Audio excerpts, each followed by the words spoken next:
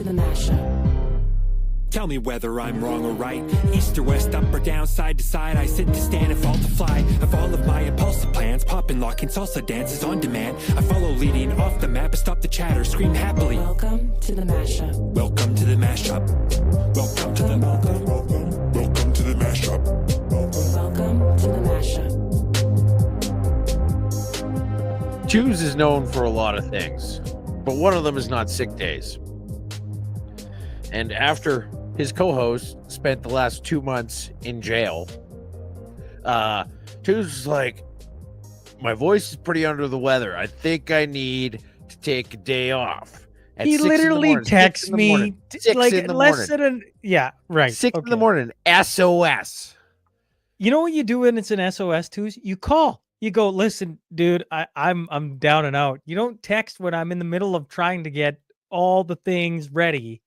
You just call. You say, man, I'm done. And then I would have yeah, you sound fine. I feel like you're one of those yeah. Canadian postal workers. No, it's great. No, I'm Honestly, feeling under the I weather. think this is the sorest anybody's throat has been in this country since Margaret Trudeau. You know what put him back under the weather, folks? A game of slow pitch. That's what did it to you, isn't it? Right? You went out, you had a hard evening of slow pitch, and now you're like, oh man, I'm just tired. I'm feeling sore. I got a little something in my throat, like that. That Mm-hmm. Oh, well, it's fine. must have been real bad. Guy Two tries sick- to take one sick day. No sick days for twos. We got a heavy show, or a full show, I should say, a full lineup here today on Mashup 171. Welcome everybody to the Mashup. Thanks for hopping in with us. Good morning, Lisa Ferguson. Good to have you here. And before we get to our first guest, a couple things. Happy Airborne Friday to all the military boys out there. Jamie Sinclair, wherever you're hiding out. Hopefully you're tuning in at some point. But a happy Airborne Friday. And let's do Coot 6.5 before we have Jeff hop in.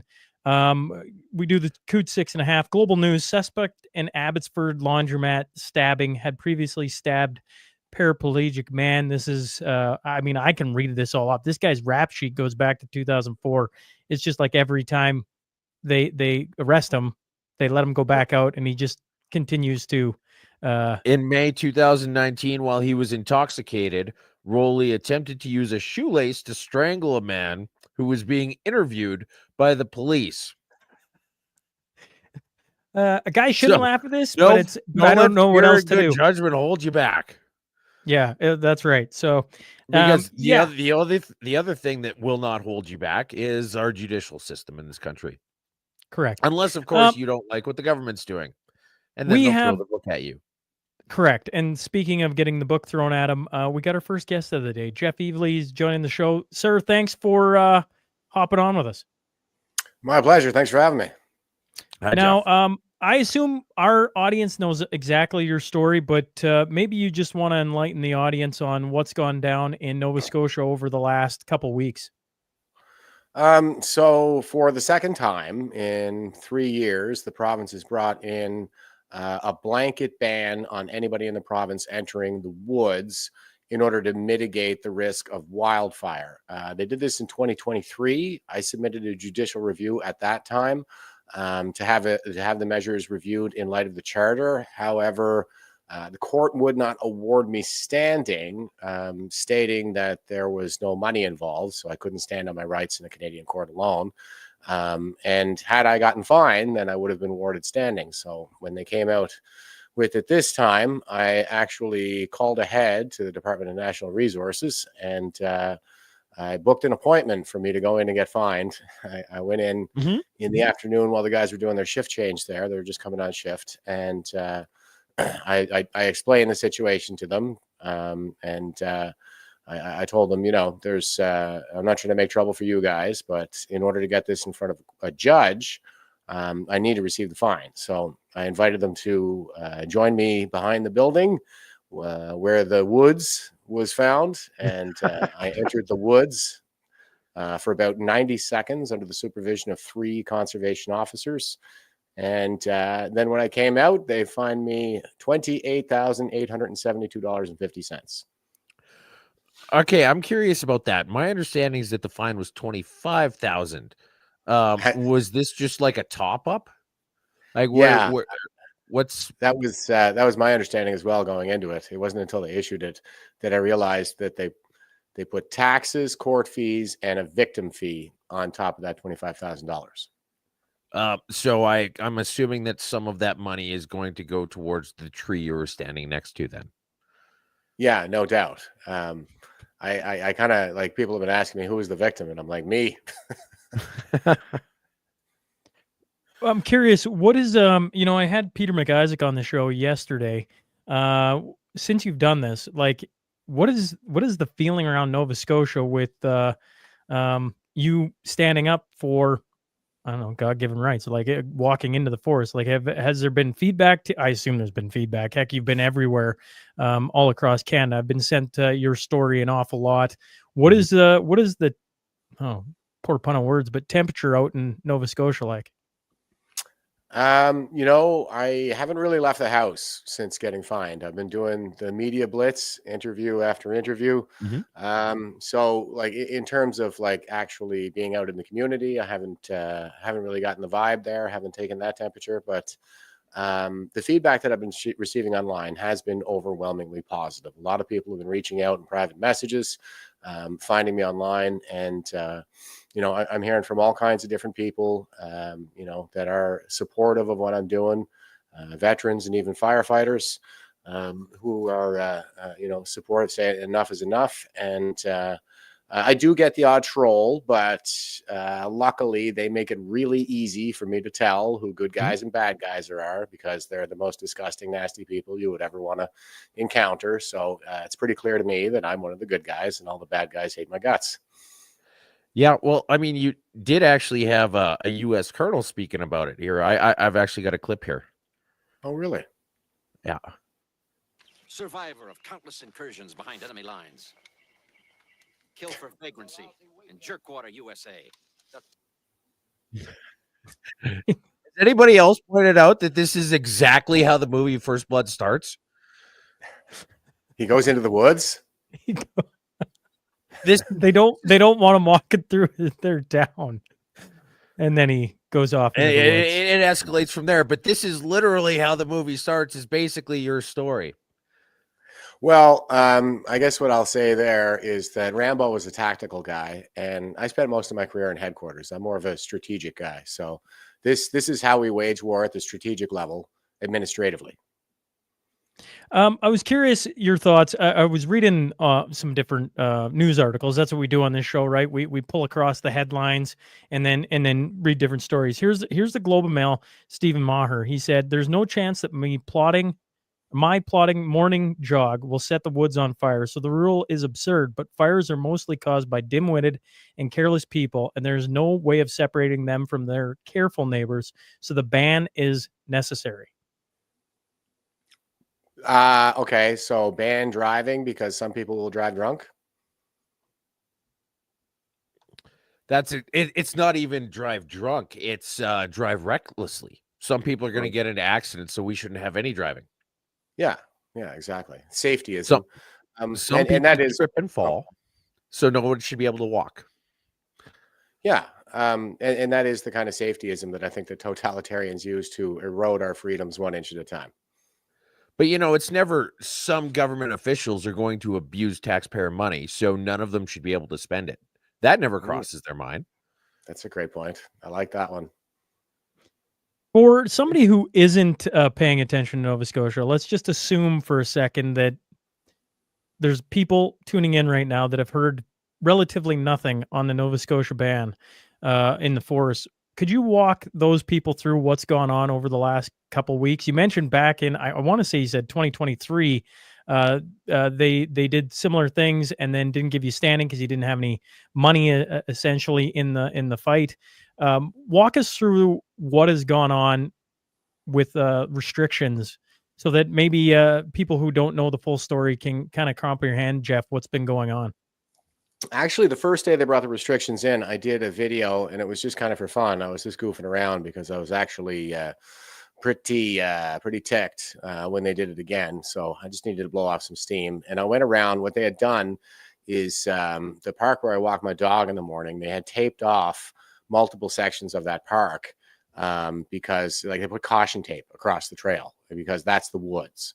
And then there are these trails that are indistinguishable from the other trails that are not taped off, but because that's not the woods. And so that's what I did as I went around saying, this is the woods, this is not the woods. The whole thing is absurd. So, and they're slapping people with $25,000 fines for, you know, getting out and enjoying nature, like Tim Houston told us to, and like Mark Carney says we should all do, stay home in Canada here. And well, 3 days before it, sorry to interrupt, but 3 days before it, Tim Houston had tweeted saying, you guys need to go check out the woods. The woods are awesome. Go see the woods. Yeah. And when they brought that blanket ban into effect, like there weren't even burn bans everywhere when they did that. I mean, the fire weather index, you know, they use that to make these calls, and it was at different levels all over the province. So, you know, there were burn bans in some areas and not in others. Now, a burn ban, I could see a burn ban. Fine. You want to ban smoking in the woods. You want to ban people from taking their camp stoves in there. You know, and I think they even do like ATV bans at some point out in Alberta. Somebody was telling me those are logically connected to the goal of preventing wildfires, and that is required under the charter, right? Under a Charter of Rights and Freedoms. Whatever interventions into my liberty the government makes, whatever measures they put in place, they need to be minimally impairing with respect to my liberties. And this isn't minimally impairing; it's maximally impairing. Like there are any number of measures that they could have put in place first. Like I said, smoking, any source of ignition. You want to ban all that stuff, fine. But when you go all the way to sneakers and just people, there's no logical connection between that and the goal of preventing wildfires. And also it's not minimally impairing, it's maximally impairing. How many fires have been started from fishing in Nova Scotia? None of which I am aware. Peter McIsaac, I think, was even saying that nobody's ever died of a wildfire here in Nova Scotia. So the fishing is another one. The fishing, hiking, hunting, I mean, maybe I could see if you're talking about like gunpowder and ricochets and stuff like that, I guess. Even then, like these things need to be quantified. Like what is the actual risk here? You know, never mind the fear porn. Like at what stages are we going to put what measures in place? And I think that's what needs to happen, really. Like if I were to get sort of a Cinderella solution out of this, legally speaking, then the Forests Act of Nova Scotia, they're standing on section 25(1), and that says that the minister can ban anybody from any section of the woods at any time. I stood in court in 2023 and said, you know, I think they meant in within the confines of the charter, but that didn't seem to be the argument that the Crown was making. So maybe we have a problem here, and we need to get the Forests Act declared ultra vires, so they can rewrite this sucker and actually put you know, the measures that we're going to put in place. You can just tie it to a weather fire index and then no thinking required. We shouldn't be allowing these people to exercise judgment. And that's really, I think, the way the law should be constructed, the way that our systems should be set up, so that these decision makers like Tim Houston should have as little room to exercise judgment as possible. It should be just kind of clearly laid out somewhere, codified into law, what it is that they're allowed to do and not allowed to do. Because right now they've just given themselves license to do anything. Well, license to do anything, and then my understanding is like it's not like it's blanket, but like, you know, you can still golf. And I'm not saying you should shut down golf. I'm not saying that at all. It's just like no, but I think you're right. I think you're right, because I would say that your chances of starting a fire with holding a golf club in the air are a little bit higher than going for a stroll. So if anything, like that's, if it was going to be logical, that would be the next step. And then Scott Moe would look at it and say, you know what? I think you're right. We also need to make sure that nobody stands next to either one of the trees in Saskatchewan. And then you just go from there. Well, and the irony here is the trees are not as flammable as the grass. You mentioned golf courses. Well, an open grassland is a much greater fire hazard. Like it's at a greater risk of a fire actually starting in an open grassland than it is in the woods. Like an open grassland, the grass gets burnt, it gets dried. And in the woods, like that's a shaded area that tends to retain moisture. So the risk of a fire actually starting is greater on an open grassland, and that sounds a lot like a golf course to me. Yeah, well, I guess the reason I bring up the golf course is it just reminds me of, I go back to the COVID days, and you'd have certain rules for some over there, and then you're like, wait a second, it doesn't cross that line, and we're not going to do it over here. And when you look at the fire restrictions, golf courses aren't in there, and you're like, well, wait a second, that are you doing it to prevent all forest fires, or are you just eliminating certain things that you deem the public will find Well- acceptable? Twos. Mi'kmaq play to go on in Halifax Park after Nova Scotia wildfire restrictions caused uncertainty. There's an Indigenous reimagining of The Tempest from Shakespeare, and that's allowed to go through. They're going to let a literal tempest go on in the woods, but you can't walk there. Who's going to be able to go see it? No one's going to be allowed to go see it. Yeah, great point. And that is an indication that this is political and not actually Bingo. a matter of public safety, right? So they'll make exceptions for their political friends and, the Indigenous. I'm sure had they shut down the golf courses, we have some of the most beautiful golf courses in the world here in Cape Breton Island, for example. We got Happy Gilmore up here just last year, I think, buying rounds of drinks for everybody. And there are a lot of high rollers that come through that golf course, especially I think the one in Inverness is probably, well, that's astonishing. It's right on the ocean. So it's they're not going to shut those down because that's where the important people people like to do.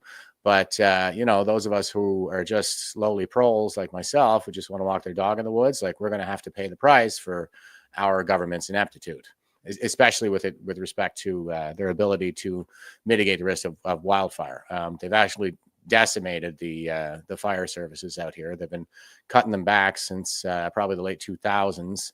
And of course, they decimated all of our emergency services and our healthcare system with the vaccine mandate.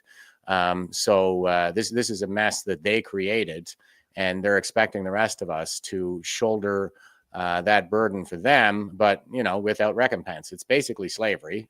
Tim Houston can just conscript me into providing my hardship and sacrifice for his political objective, but without compensation. So I find it to be just, the whole thing is egregious, and it's a real affront to human dignity and an insult to our intelligence. I think that's very well put. I was just thinking while you were talking that if the George Floyd riots were happening and people were burning stuff, they would give that an exemption. Yeah, I think that's a great point, because they already did that. When we were under lockdowns, there was a group called Freedom for Nova Scotia that wanted to do a protest on Citadel Hill, and they were permitted and all this stuff. And then, sorry, for people who aren't in Nova Scotia, what's Citadel Hill? Oh, that's the capital. Okay. Yeah. Well, it's not like it's a hill on the capital. But they wanted to do a like, it's in Halifax. Sorry, but they wanted to do a protest, and the province of Nova Scotia actually sought an injunction from the courts that got them to shut down that protest because they were so worried about outdoor transmission. But this was after they allowed Black Lives Matter to rage all over the province, and nobody had a word to say about that. It's political. Again, it's political. Yep. Since you've done your walk, right, taken your fine, is there any new things that have come out of the Nova Scotia government since then that they've changed their tune? Has anything like that gone on along with, like the bans of walking in the woods? I'm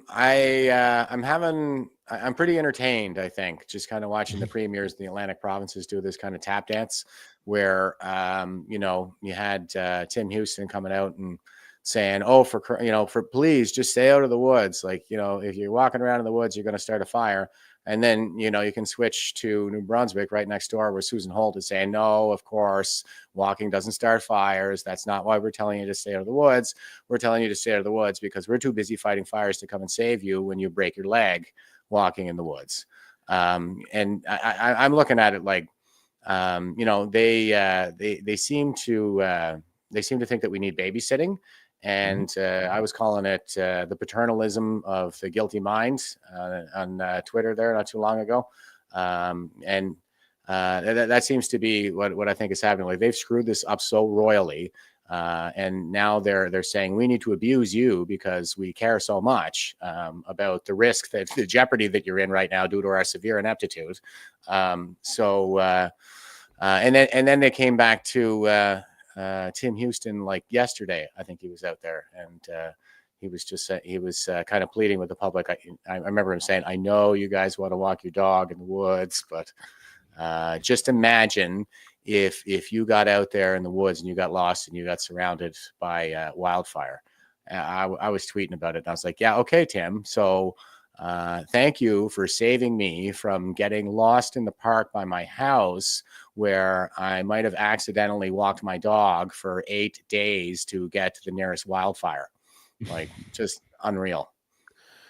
There was this article from Stephen Marr in the Globe and Mail, and he says the people opposing Nova Scotia's ban on accessing the woods don't understand our culture. And I think if we learned anything from the lockdowns during COVID, he's right, but for none of the reasons he thinks he is. Yeah, I mean, we do have a pretty problematic culture. It seems like we've gone culturally authoritarian over the course of the last, decade or 15 years.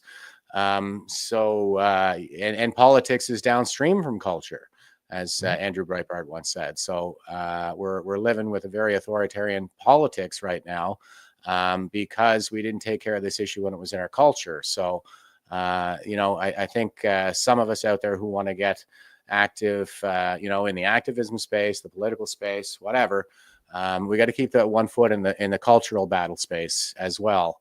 And we got to make being strong and free cool again, so that maybe the kids will get on board. I also think it's really important to mock them for how silly Absolutely. and stupid this stuff is.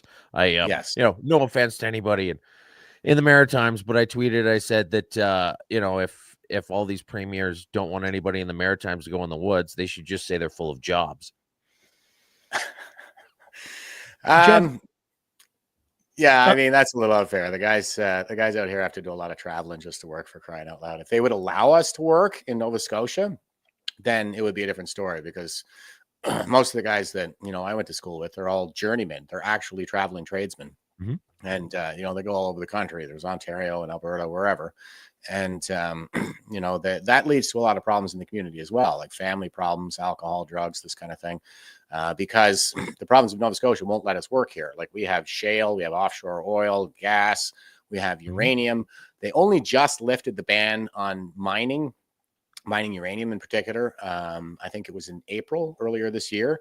And I just saw an article earlier this week, I think, where they were saying, well, we lifted the ban, but nobody's interested. And it's like, right, like, look at the political climate in this place. Who in their right mind would actually invest in Nova Scotia? So we're in a bit of a catch-22 now, and we're not out of the woods yet. We're going to have to we're going to have to work, I think, quite a bit to get to a point where we can even convince people to invest, let alone have jobs here. Any final thoughts before we let you out, Jeff? If you're talking to people out west here, majority where our audience is, but we got people across Canada for sure and into the States. Any final thoughts on what's been going on in Nova Scotia that you want people to know about? A lot of what I've been saying is I just find it so disheartening, as a veteran, to see the way that our political leadership and our institutional leadership have been wiping their asses with the legacy of our fallen soldiers for the last several years. Like, it was well understood, when I was growing up, that these freedoms and these rights are very hard won, and an awful lot of Canadians pay the ultimate sacrifice for these rights. So there's the paternalism and this idea that we all need to be babysat that I find to be pretty darn dehumanizing, but nowhere near as dehumanizing as absolutely laying waste to the service and sacrifice of every veteran who ever put on a uniform. Well, we appreciate we appreciate you coming on and just giving an update on what's been going out east. And we'll be following along for sure. with I'm sure the new things that come along in the days to come. Either way, thanks for joining us this morning. Yeah, my pleasure, guys. Thanks a lot for having me. Thanks, Jeff. All right, there's Jeff from Nova Scotia and all the things going on out there. Twos, did that well spoken? I would say. He's incredibly well spoken, or unless you meant me, but Definitely not you. definitely not. No, he's incredibly well spoken. You mean me? No, Twos, I don't mean. It's because my throat hurts. Yeah, that's why it is. Yeah, Yes. yeah, it's because your throat hurts. We're waiting on her. We got one more guest coming on We've today. got but one more Jeff coming on today. That's We've got right. But Jeff's before, abound. that's right. Before we get to the next Jeff, let's talk some rapid fire. In the meantime, All right. how about we start here? Spanish drug maker using Canadian donated blood plasma for products sold abroad. A Spanish drug maker, Grifols, I think this is what it is, Grifols, is selling medicine abroad, made arrangements with Canadian donated blood plasma as part of a complex arrangement with Canadian Blood Service, despite a pledge by CBS that all blood donations would be used for products that stay in Canada. One of the interesting things I learned from this article was that I thought it was illegal to sell your blood at all in Canada. But apparently it's only illegal in some of the provinces. So, but it's interesting that Canada Blood Services has a monopoly on this. If you want to donate blood, let's say you just have some really awesome blood and you have lots of it. You know, you got spares. You're like, I could probably get a few bucks for this. No, there's a bunch of places where it's illegal. But then the only people who are legally authorized, it's a blood cartel. The only people who are legally authorized to get blood from you turn around and sell it to a bunch of Spaniards of all places. Well, and they're working with the U.S., right? It gets shipped down Yeah. to the U.S. So it and gets then shipped shipped to the back. States. It's And I was it's a little confusing, to be honest. It's Yeah, they're crazy, shipped to the supply chain. They're is the plasma collected in Canada is sent to Grifols manufacturing plant in Clayton, North Carolina, to produce I can't even say it. Immunoglobulin. Thank you. Immunoglobulin. Yeah, and byproducts from the manufacturer shipped then to the factory in Montreal to produce albumin. These byproducts are otherwise discarded, blah, blah, blah, blah, blah, and then they get shipped over to Okay, that's a Spain. really important part. That's not a blah, blah, blah. Okay. Like, if we didn't have a use for them, we'd throw them away. You can say that about literally everything. There isn't a single thing that any of us owns that we couldn't say if there wasn't a use for it, we would throw it away, except for maybe that box of cables that we all have. But Until you need that stupid box of cables. yes. Oh, yes. Oh, Happened to me this summer. Oh, yes. And so, Legault, let's talk Quebec. Legault taking crushing by-election loss to the PQ with humility. Quebec Premier François Legault says he's taking Monday's by-election loss to the Parti Québécois with humility. His coalition, Avenir Quebec, finished fourth in the Arthabaska riding with 7% of the vote, down from 52% of the party collected in 2022 general election. So from 52% down to 7. Yeah, 52 to 7. I And never they've thought lost I'd 3 say this straight. about fucking Quebec, but it seems like they finally had enough CAC for a while. The increasing momentum for the PQ, which has won the past 3 by-elections. So the last 3 by-elections have all gone to the PQ. Mm-hmm. Something for us to keep pay attention to. I'm sure Vesper has his thoughts out there, but that'll be an interesting trend to see. China, they've got a general election next summer, I think it is. Well, next year anyway. We'll be there for it. We should probably cover that, shouldn't we? Yeah, that'd be a lot of fun. You know, it'd be even funnier is if we didn't invite Vesper. We invite a bunch of Albertans on to talk Quebec election. That would be great. We just, because it's funny, because like whenever we do the provincial election, we try and get as many people from that province as possible. And in fact, like we try and go exclusively with people in that province. Correct. And then if there was an election in fucking Quebec and we just didn't have anybody from Quebec on it? Yeah. No baguettes allowed. China to hit Canadian canola with nearly 76% tariff. It's 75.8 as the trade war continues. It's interesting. There's a lot of people rightly pointing out that it's bigger than a lot of our mining. It's bigger than manufacturing. This is one of the biggest industries in this country. But the problem is that it's not in the part of the country that anybody gets votes for, or that it's not a battleground area. It's so thoroughly conservative that the conservatives don't really worry about it unless it's being able to like pull out a nice talking point every once in a while. And the liberals don't care about it because they're not going to fucking win anyway. Why waste their effort? All right, we got one more guest coming in, another Jeff, and would be fitting that Jeff Rath joins us from a vehicle. Where the heck are you, Jeff? He's in his vehicle. Well, I know he's in his vehicle too. Whereabouts are you calling in from, Jeff?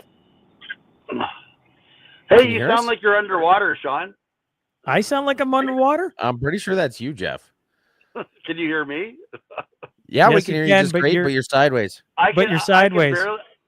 I can barely understand you. Do you understand the words that are coming out of my mouth? It sounds like you're underwater and you're making bubbles when you're talking. Have you got some Well, sort of- have you got some sort of do you filter wanna- on, or Do want you me to know? try- let me try to reconnect. I'll come back in. Sure. Hang on. Sure. Okay, all right. Yeah. Well, We'll carry on while we wait for Jeff Rath. I don't sound like I have bubbles. He sounds like he has bubbles. Aboriginal title ruling raises alarm over property certainty in Canada. This is British Columbia Supreme Court's ruling August 7th. The decision to Cowichan tribes versus Canada should be a wake-up call for anyone who owns property, invests in Canada, or depends on municipal infrastructure. After 513-day trial, Justice Barbara Young ruled that the Cowichan tribes and several allied First Nations hold Aboriginal title over roughly 800 acres of land in Richmond, BC, along with the fishing rights on Fraser River's South Arm. The land includes parts of Lulu Island and areas historically connected to Tynus Village. The court from that certain titles held by the federal government in the city of Richmond were defective and invalid because they infringed on Aboriginal title. And I'd be curious what Jeff Rath's thoughts are on Actually, this. I was just gonna say, if he was on early, I was gonna ask him if he wanted to talk about this. Maybe we'll just spring it on him. Did you hear Can you hear us any of better? that? I can sort of make it out. It's not the best audio though, that's for sure. What are your thoughts on the BC ruling? Hang on a sec. I'm gonna switch devices. I've got my iPad with me. I'll see if my iPad's better. Just hang on.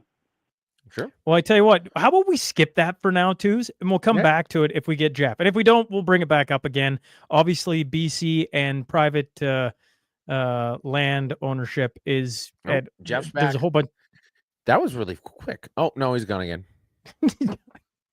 Métis Nation of Ontario received nearly $1 billion in federal funding over a 20-year span. Data shows First Nations in Ontario, Manitoba, Métis Federation say nearly $1 billion in federal funding went to a group they allege is fraudulent, claiming Métis identity.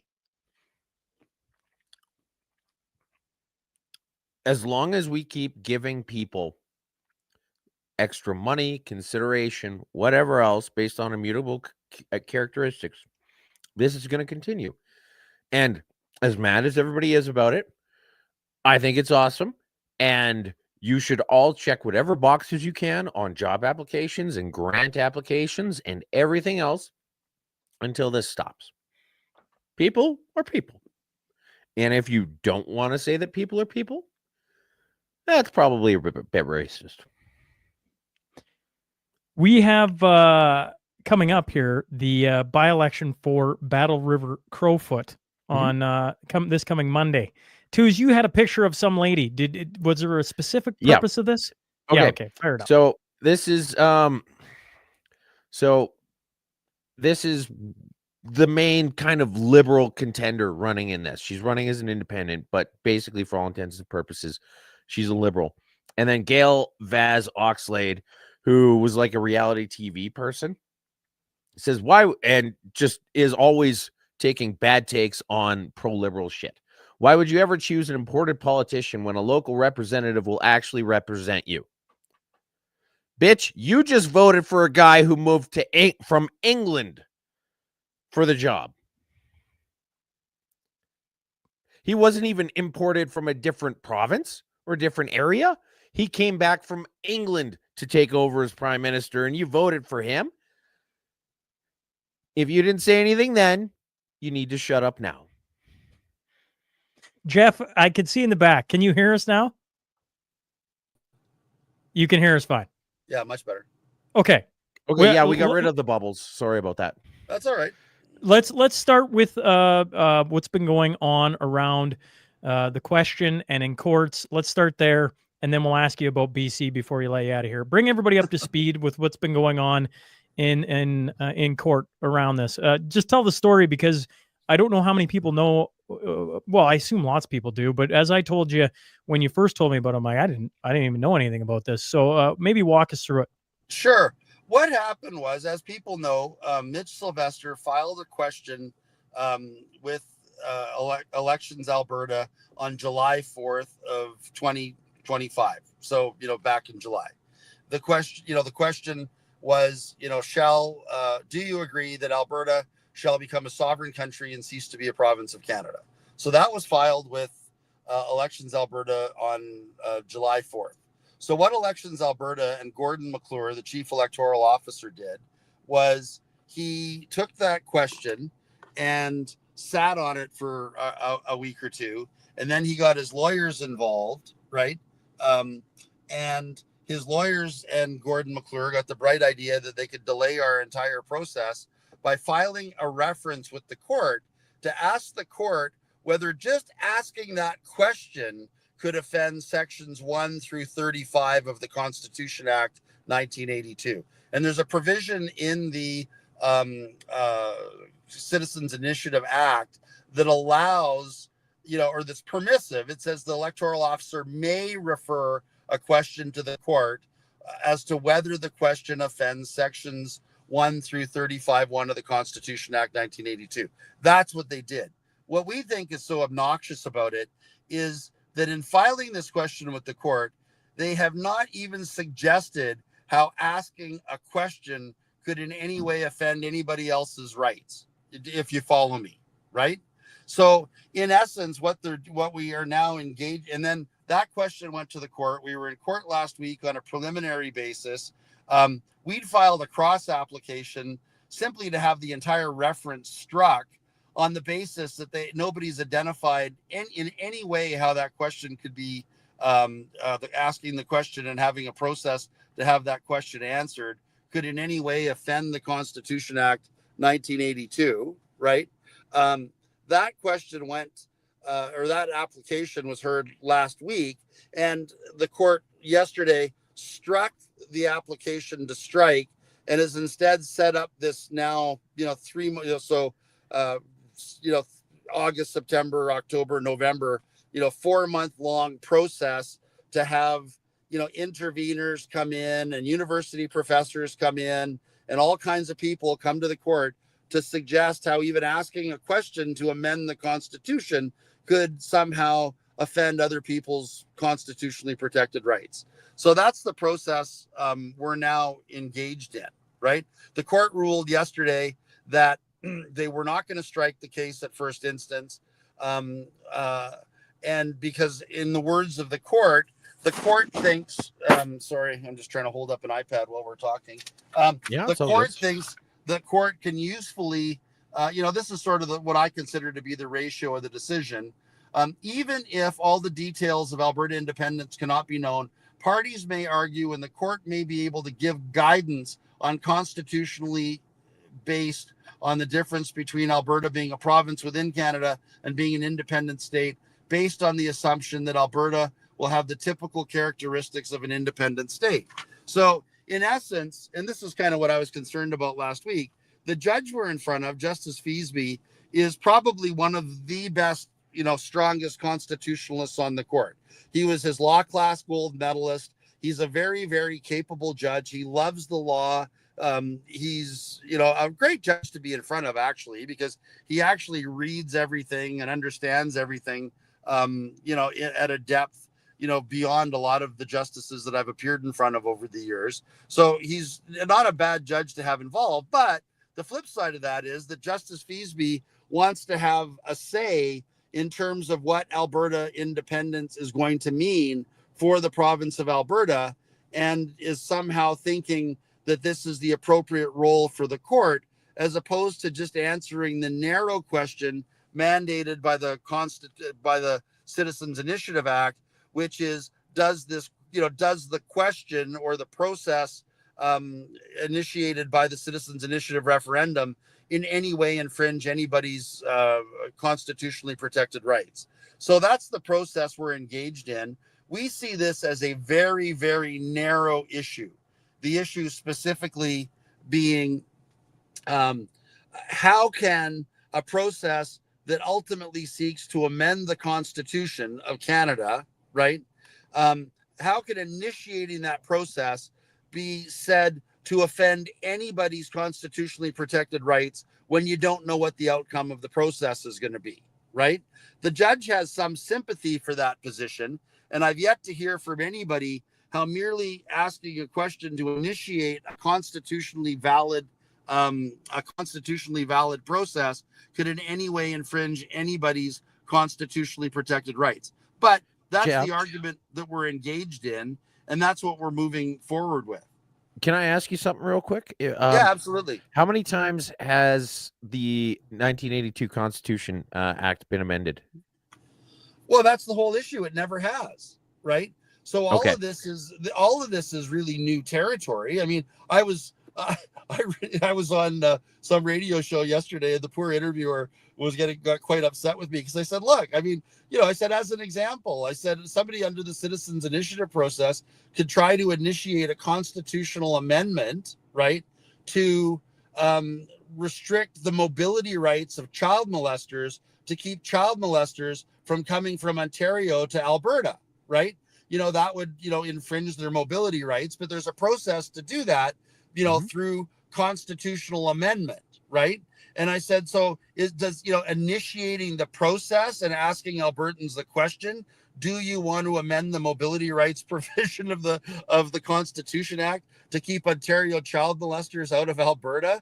Does that offend the mobility rights of child molesters in Ontario just by asking the question? And of course, this journalist is like, why do you keep talking about child molesters? And I said, no, I said, it's just an example that popped into my head. I said, what we're actually talking about is amending the Constitution. And the real...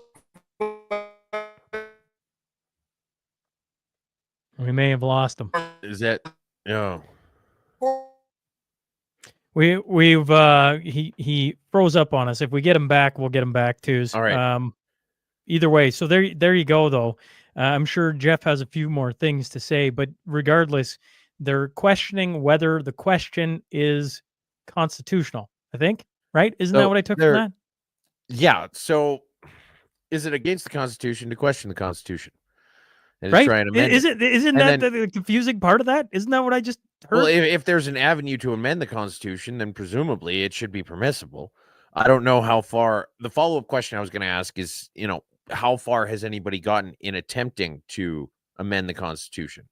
Because if it's never been amended, well, that doesn't look super promising. But if there's an avenue for it, then it's just that nobody's been down that road before. Oh, you guys hear me now? I'm back. Yeah, we can. Yeah, so Two's ask your question. Two's had a question for you. So you said that the Constitution Act of 82 has never been amended. What's the furthest anybody's gotten in terms of attempting to amend it, and why did it stop at whatever point it did?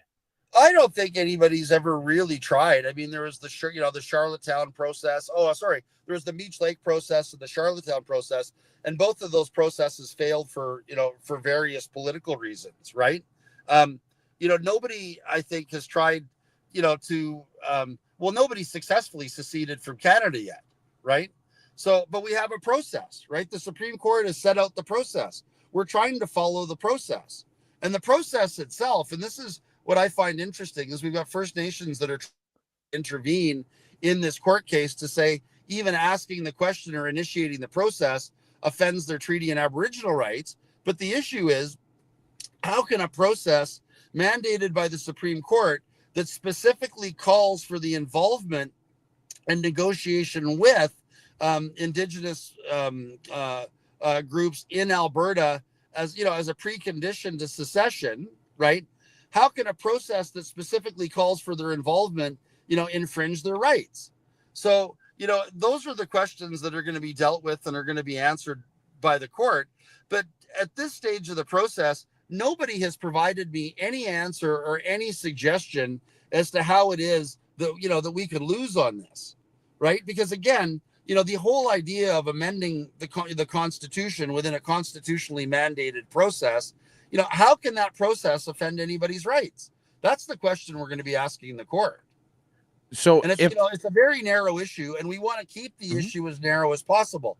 Of course, everybody and their dog wants to come in now and argue all these hypotheticals as to how various rights could hypothetically be infringed by what we're doing. Again, let's go back to my silly example of, we could potentially hypothetically infringe the rights of child molesters in Newfoundland and Ontario and the Maritimes and wherever wanting to come to Alberta by, Alberta becoming an independent country and having its own immigration laws that say anybody with a criminal record in the rest of Canada can't come to Alberta anymore, right? That's a potential outcome of Alberta becoming independent. But is that engaged in this stage of the process? I don't think so. So if I'm understanding correctly, they're reaching the point where they're throwing every possible silly hurdle in front of you rather than trying to facilitate an honest discussion about it. Yeah, I think, well, and again, I say that the discussion is a very narrow discussion, right? The discussion really needs to be focused around how can a question that initiates a process of constitutional amendment within a constitutionally mandated amendment process infringe anybody's rights?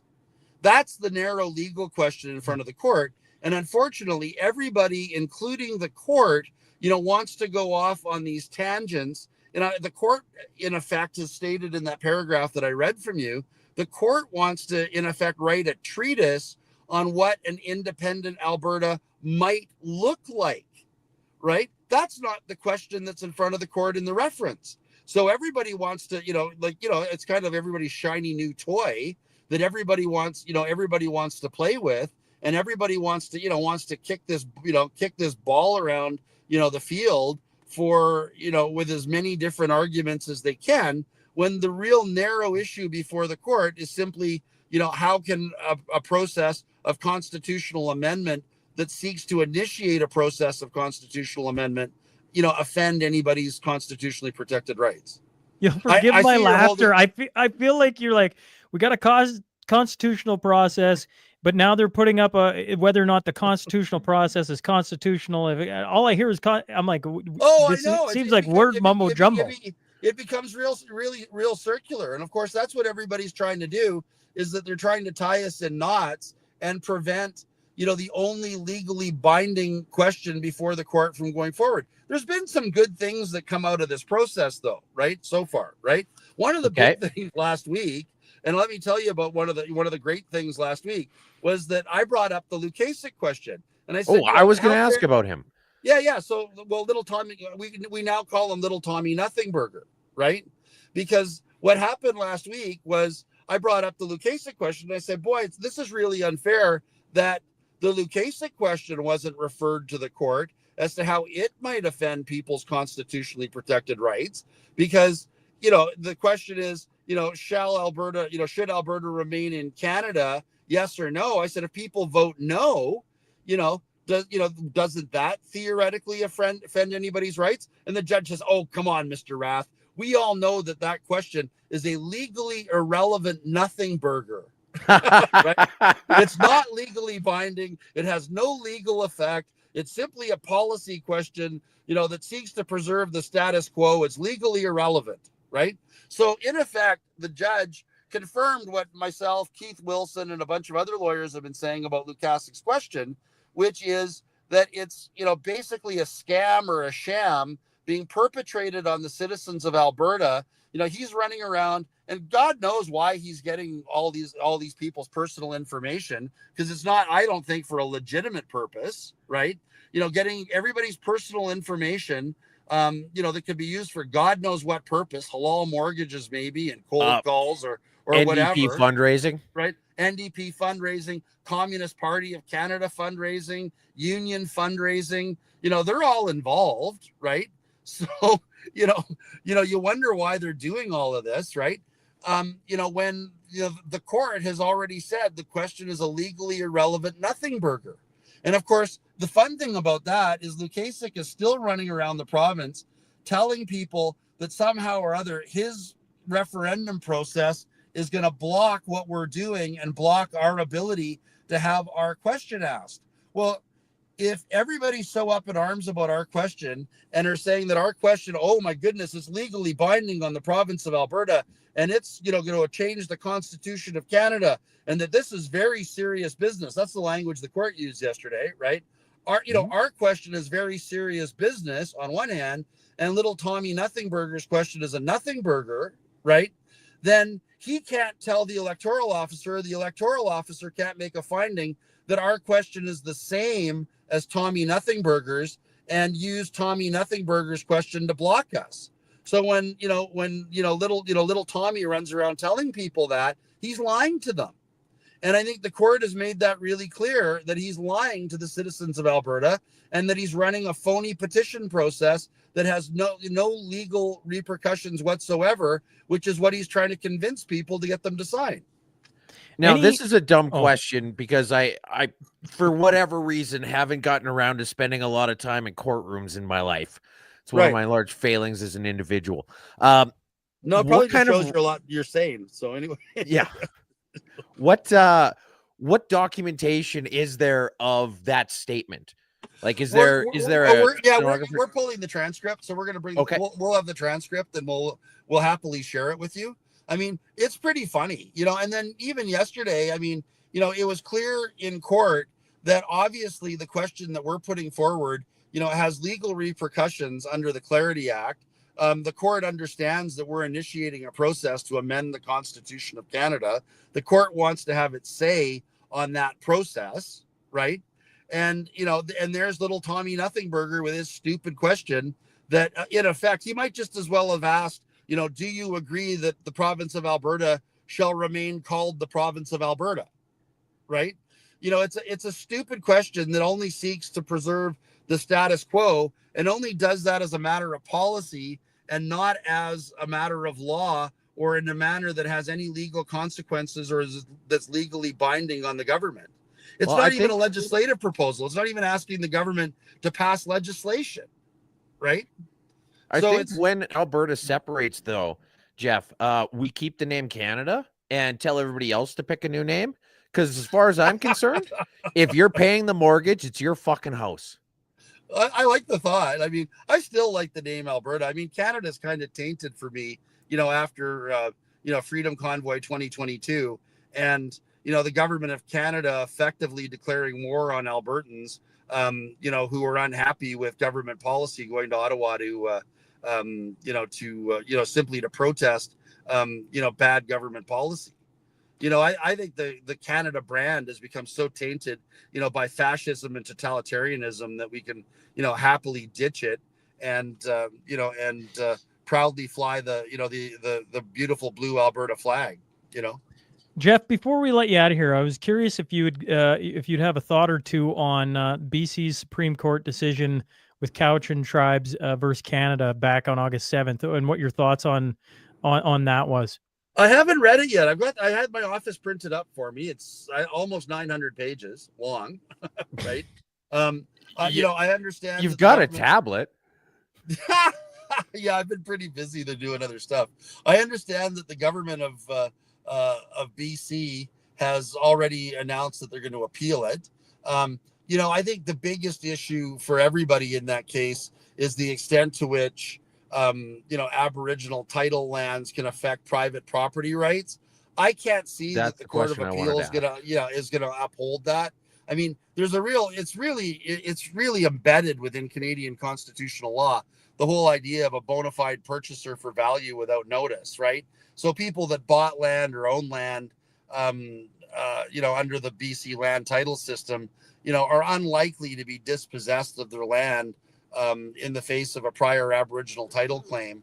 The government may obviously have to pay damages to somebody, right?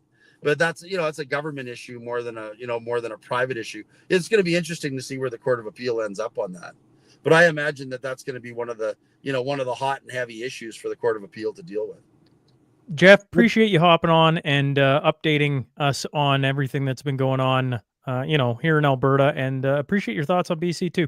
Either way, it's always a pleasure. But big takeaway from the case in Edmonton: legally irrelevant nothing burger. So that's yes. And as far as I'm concerned, that was worth the price of admission. I was in court focused looking forward, so I didn't get to see the expression on little Tommy's face, but he was there. Oh yeah, he was there. So he knows that he's bullshitting everybody now. Like every time he opens his mouth and talks about what they're doing, he knows he's completely full of shit. So that's what I find so interesting about it, and then my comment about little Tommy, it's like there he is in his little miniature blue suit with his 6 inches of hair piled up on top of his head. Trying he to does tend to have nice hair. I'll give him that. Trying to pretend that he's relevant. I guess if hair products can make you relevant, I guess he's relevant. Jeff Rath, thanks for hopping on this morning, and we'll pay attention over the next couple months and see what develops here in Alberta. Either way, thanks for hopping on this morning. Yeah, my pleasure. Thanks for having me on. Thanks, All Jeff. right. Okay, over and out. There you go, Jeff Rath. Colorful as always, Twos. Yeah. Little Tommy Nothing Burger. Yeah, that feels like that was great. That feels like it's transcript. straight. Like Trump could have given that's a Trump-esque name, isn't it? Little Tommy Nothing Burger. That's great. But just the fact that the judge, I know was, that it like, came from literally. Well, that's the thing. It's not like us saying that Thomas Lukaszik's just a grifting POS. It's not us saying, hey, he still has a link up to votethomas.ca, which sends you to a conservative fundraising site. It's him. It's a judge saying, we all know this guy is a buffoon. And that is wonderful. All right, let's get on to some of the goofy news here. Hamas loyalists have occupied CBC News studio in Montreal. That was yesterday. Yeah. Yes. So Hamas, I don't know. I mean, I guess we're going from free Palestine to free CBC journalists. So, of course, there's a chant.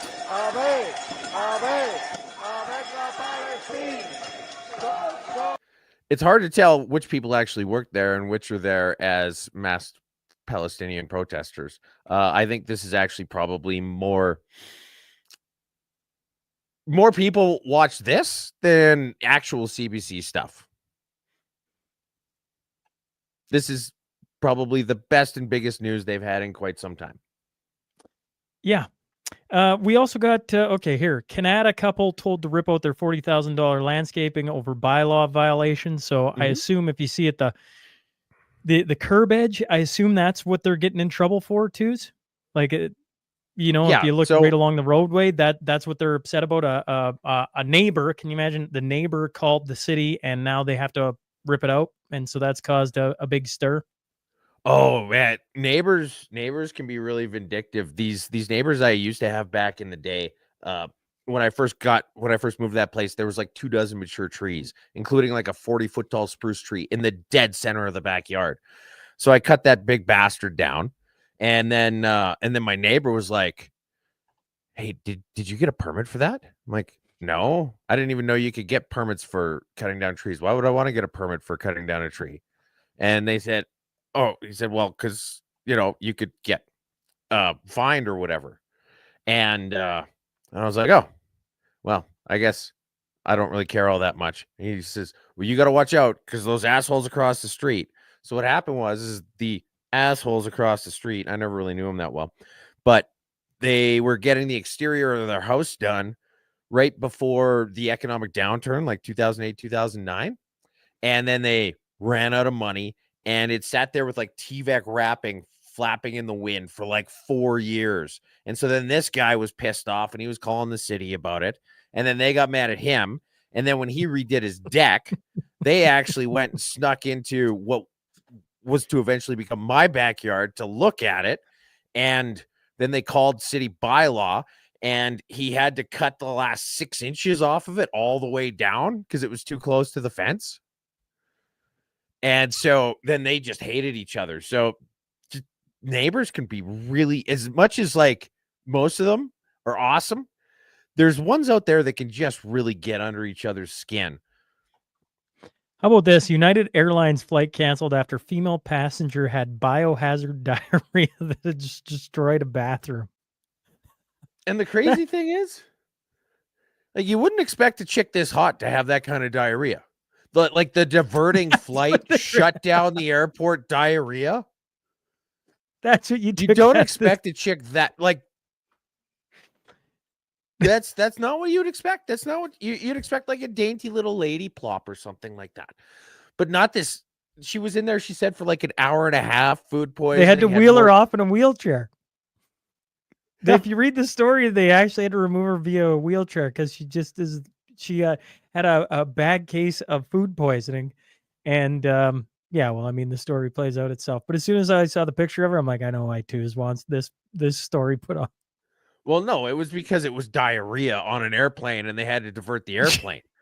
But like even just go back to that that Canada having to tear up their landscaping. The point I wanted to get to with that was that this is Ottawa. This is exactly what you'd expect. It is the city of Ottawa. Who had to get a nightmare to try and convince people that they were actually fun people and not a bunch of fuddy-duddies who were obsessed with bylaws and permitting. Well, this is the town that they live in. Is now the time to overhaul Canada's old age security? You ever read an article where somebody is exactly right? Like it's like when you're a kid, in high school or something like that, you got some complicated math or physics problem and you screwed up a 7 somewhere, and then somewhere else you did the math wrong, and then you ended up doing it completely incorrect all the way across, but you magically got the right answer. This is what they did. They're like, well, you know what? If the really rich people could just deal with a little bit less money, then we could deal with this. Oh. Old age security was supposed to just keep you alive just long enough to give you a little bit of dignity so you didn't die behind a dumpster, behind a Denny's or a Humpty's, or maybe even a McDonald's. That was it. That was just the whole idea, was that if you were old and you had lived longer than you were expecting to, it was going to give you just enough cash that you didn't have to live on the street before you died.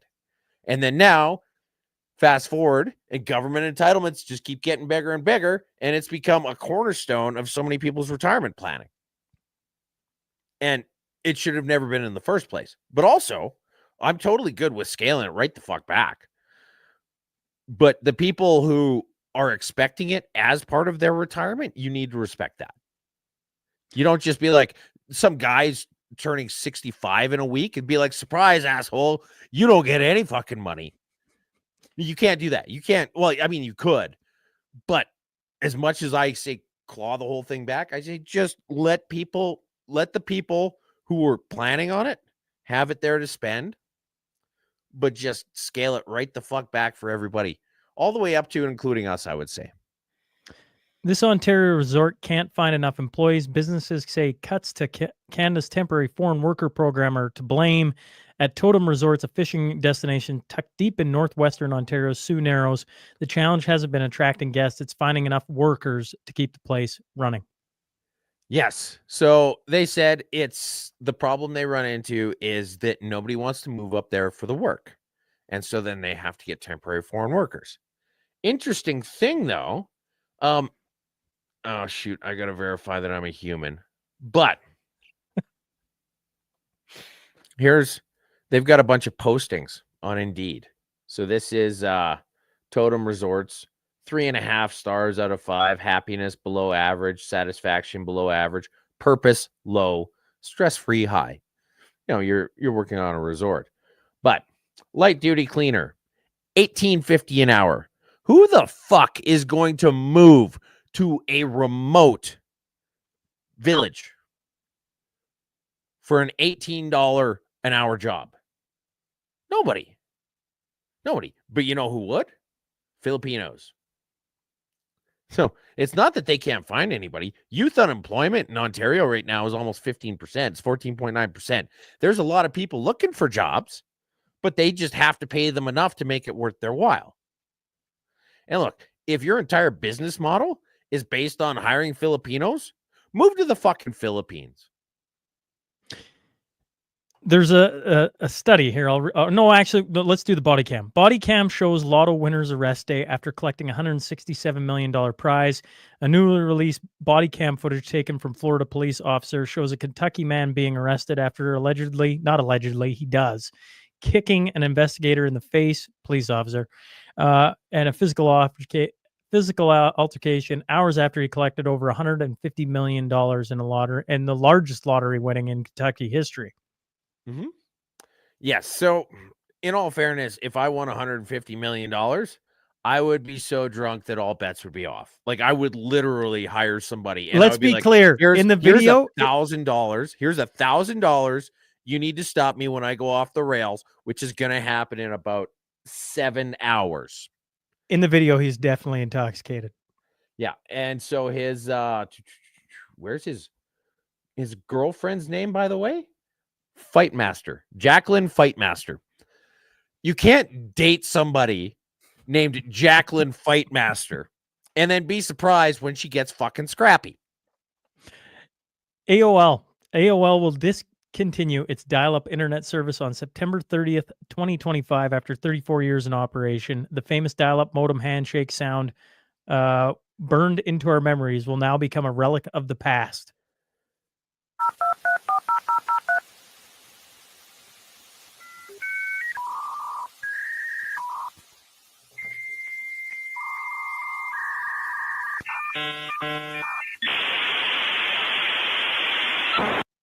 That's probably the last time you'll ever hear that sound, Sean. Yeah. Well, I haven't heard that sound in a long time. It did bring back some memories listening to it.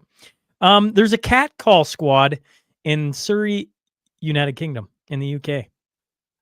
Did you watch this video or did you just... I did. Okay. Okay. I can't put it better than these people do. Undercover police officers taking to the streets in Surrey as part of a new operation trying to stop people catcalling and harassing female runners. We get honked at, the staring, the hanging out of the window just to look at us, and it's so prevalent. And police teams are ready to intervene the moment the officers are beeped at, followed, or shouted at, pulling people over. And here it is. Those kind of behaviours may not be criminal offences in themselves, but they still need to be addressed. And of course, the people that are likely to commit those kind of behaviours, they may then go on to commit more serious offences or more serious behaviours. So it's not illegal, but they're setting up an entire fucking task force complete with fake joggers and then cops to come in and intercept anybody who does any sort of catcalling, which isn't illegal, but it poses a serious risk of being a gateway to doing things that are illegal. Hey, if you're at a construction site and you just whistle at some hot chick in a sundress, next thing you know, you're robbing fucking banks. Blacklocks. Former Alberta Premier Jason Kenney will join speakers at a Liberal-affiliated Ottawa think tank to discuss national progress. It's $470 a ticket, and say organizers, Kenney's host Canada. What does it say? Kenney's host Canada 2020 was formerly chaired by Mark Carney. Be a part of the conversation. Now, the best part of this is that Jason Kenney is there to talk about reclaiming social trust. I can't think of a better person. Aside from fucking cardio, I can't think of a topic he is less qualified to speak about. What fucking social trust does this guy have at all? At all. What has he regained? Fuck all. He is the worst person possible to talk about this. Germany gets 0 bids in a 0 subsidy offshore wind auction. 0 bids. Yep. So that's literally what happened was they said, hey, who's interested in building these? And the construction company said, well, I don't know. How many subsidies are out there? How much is the government going to chip in? And they said, well, the government isn't going to chip anything in. You guys are on your own. But you can be the guys who build the windmills and, make all the money from that. And they said, nope, we're good. Not a single person bid on it because there was no subsidies. Fossil fuels are dead. Everything is going to wind and solar. Meanwhile, But in the as city soon of as- yep. Meanwhile, in the city of Calgary, they announced procurement of 120 electric transit buses, and the breakdown of the funding. Speaking of funding, is 100 million from the city, 123 million from the Canada Infrastructure Bank, and 220 million from the Zero Emissions Transit Fund. Wait, how much is that total? I missed that part. 100 million, 123, 220. So what is that? 443. 443 divided by 120. These are $3.7 million buses just to get them onto the road. $3.7 million buses. It'll be a little less than that because they do say in the article some of it is for infrastructure for the buses. Okay, all right, fair enough. But how about I'll put it like this? The cost to get these on the road is $3.7 million each. Correct. You're not wrong on that.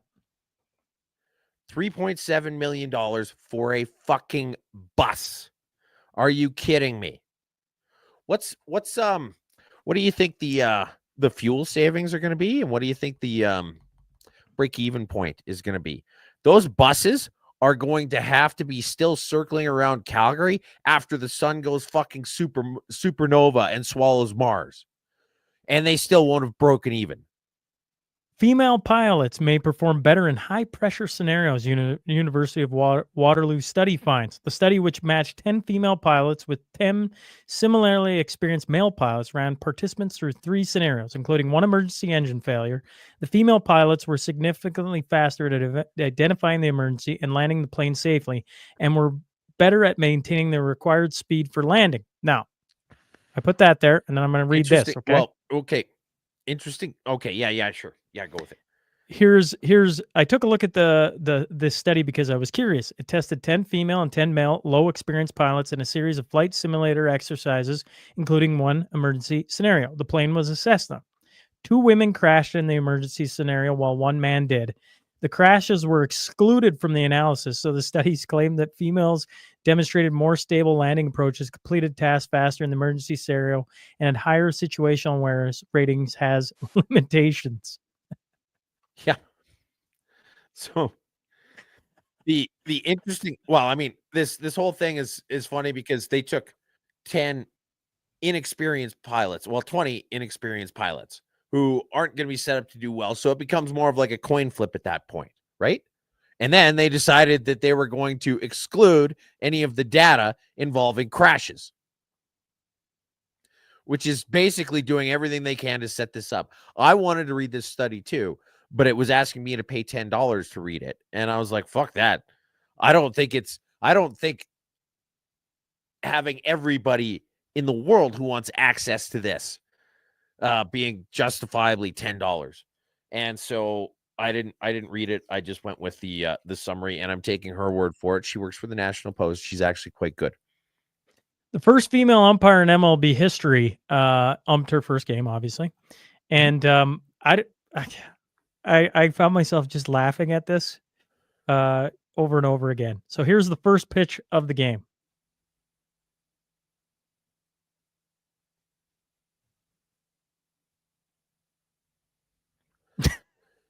It's about 6 inches inside, and she calls it a strike.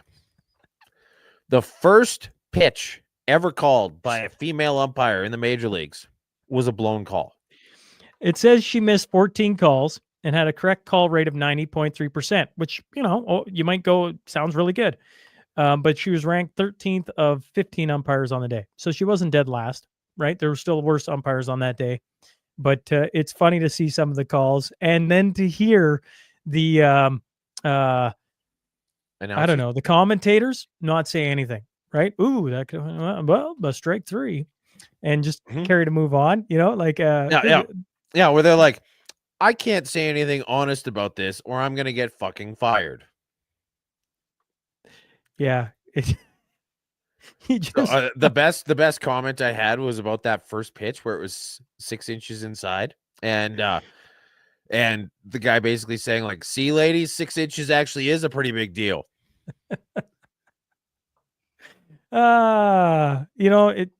we've never stared at another umpire that's got in, because I'm sure there's terrible umpires out there. I can We've guarantee it. I'm covered sure bad umpires on this show we before. have, yes, yeah. But the first pitch of an umpire's career, being the first woman, and it being that pitch and it being a strike, that's tough. That's tough. Yeah, I mean, it's comedy, is what it is. life's really throwing her a curveball.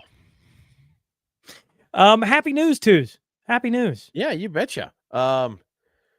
Some random pit bull dragging an untended leash came up to a guy and convinced him to follow the dog, and took him to what seemed like a methadone overdose of his owners, or a heroin overdose. And so anyway, but it was just like straight out of Lassie. Like the dog just being like, "Hey, come on," littlest hobo type thing. Where he convinced the dude to follow him to these people who were in dire straits, and managed to get them saved. And the dude who found them is looking after the dog till they get out of the hospital. Yeah. That's pretty much it. Community notes, twos. We got a couple, I think, today. Yeah. Panel Construction's charity golf event. It's tomorrow, so a little bit short notice, but it's at Heather Glen Golf Course. If you've never been, it's gorgeous. Like that last hole going up onto the island. It's a great spot in the southeast of Calgary, off like about Glenmore and 100th, I think. Actually, fun trivia. I saw the fattest. What are we doing, Sean? Sorry. It's the kid in question is Michael. I was actually texting back and forth. I actually don't know if it's the dad or the mom. I was just asking a few questions on this, because he was born, if people are wondering, he was born with a heart. I'm going to call it defect. Apologies, family, if I'm getting that wrong. And it was in May that doctors didn't like the way it looked, so they had him in surgery. And so I was just saying, if we'd known about this sooner, you never know. Maybe me and Twos would have shown up and whacked a few balls into the woods. Thankfully, it's in Alberta, not Nova Scotia. Me and Twos wouldn't have to worry about fines. But actually, I might be driving by it tomorrow, but not able to go in. But I saw the fattest coyote I have ever seen in my life hanging out on the back end of that course one time. Fattest coyote ever. Sure. Anyways, if you're available to go, I'm sure they would appreciate that. You can also donate at the top of the page. You can also sponsor a hole. Yeah, if you're interested in helping a family in need, there's all the details. And we appreciate them reaching out to us. They were very thankful Tuesday we were going to talk about it. So that's what the community notes is all about. And then you got the Crossfield Elks number 416 Demolition Derby, Saturday, August 23rd. Yeah, you betcha, which is like the event of the summer for the whole area. And oh yeah, it's a giant demolition derby. What are you expecting? It's going to be Jennifer awesome. Joyce McConnell. She says, please remind me, where can one submit community notes? You can either put them in the comments here as we're going. So if you want one in, you probably got like less than a minute to throw it in there and we'll talk about it. Yeah. Or you can reach out to either one of us. Yeah. X, or just go on the podcast. In the podcast show notes, my phone number's there. You can text me all the details and we can get them added. Me and Twos talk about it in the lead up to the show. So if there's things coming up, shoot us either a note or Jen, or you comment. Can just text me or call me. That's right. Yep. Any other thoughts, Twos, other than what's been here? Yeah. Well, I don't know what's going on specifically for me tomorrow, but I tell you what, if I can come by, I definitely will. I'm guessing the dinner is at the clubhouse. But let me know either way. Folks, that's going to do it for Mashup 171. Yeah, Twos. We're here every Friday, 10 a.m. Mountain Standard Time. Yeah. It's good to be back. I know I've been back for a few. It's good to see Twos. I feel like the more you talk, I feel you're sounding healthy. You even got a little spunk today. I think you're doing all right. Oh, dude, I just want to go to sleep right now. It's not even funny. We got. Oh, now he gets a coffin at the end of the show, eh, folks? Oop, Twos is feeling it. Twos is feeling it. No, we're dog sitting, and the guest dog woke up at like 3 a.m. and took like basically a shutdown an airport plop right in the middle of the bedroom. And and me and Mrs. Twos are arguing like we need to let more air in, and I'm like, the airflow is just circulating all the poop air around. We just need to let things die down. It just smells, and we're just like, it smells so bad, we got to do this. It smells so bad, we got to like. It was just this disaster, and I'm like, I'm too sick for this shit. Either way, folks, Mashup 171 in the books. We're back next week. Thanks for tuning in, and Twos, we'll catch up to you next week. Sounds good, buddy. Talk to you then.